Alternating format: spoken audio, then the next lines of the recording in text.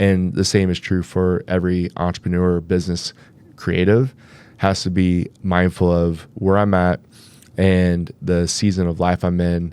And I heard this from, I can't remember who, but Jesse Itzler. He was like, in my 20s, I said yes to everything.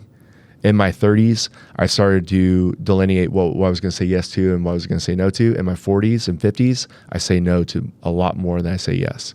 And so I just think about that, like, say yes to everything. Like, yes, I'm going to do it. I'm going to do it. I'm going to do it. I'm going to get all this. I mean, if you're in your 20s, if you're creative, you're just getting started, say yes to everything you absolutely can. And then start to pare that down as you get experience and as you get more proficient at your craft. And as you get more skilled, then you're going to be able to say, no, this is what I charge and this is what it's worth. And you'll be able to. You're 100% right. So like, I'd say what I always tell people is if you're young and starting out, the biggest currency you have is your time. Absolutely.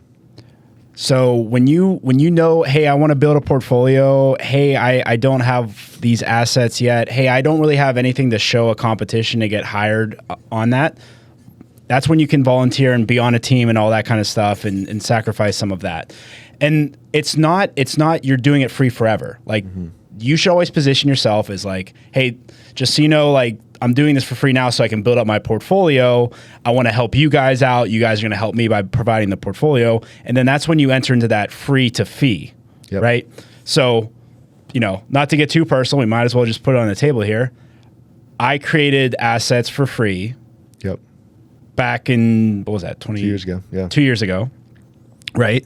I needed competition footage. I didn't have it. So everything that I created for CrossFit Magna, the gym, best gym in the Valley, I collaborated with Desert City on Instagram so that you had that footage, you had all of those assets, and then you could pick and choose on which ones you wanted to accept and blah, blah, blah, blah. But I was providing that to you in exchange for that effort. Yep.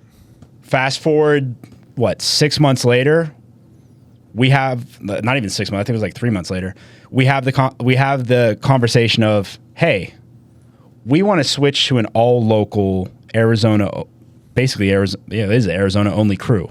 Yep. And we need someone to head it up, and we think, you would be a good fit for that. And we talked a little bit more and all that kind of stuff, and now I'm, an employee on staff with you guys.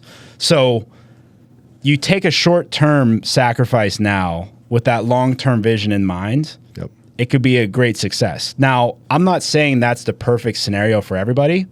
If you've been in the fitness space and you've been a videographer for 5 to 7 years, maybe more, you should be charging every time you're working an event, right? Because you have the portfolio to back it up.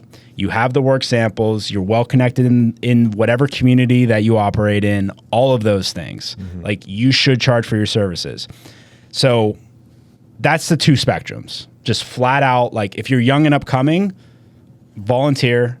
If you are established, you should not be doing stuff for free, because when that established individual does stuff for free, he is then, or she is then, hurting the entire market for everybody else for a creative standpoint. Yep. And that's me on my soapbox.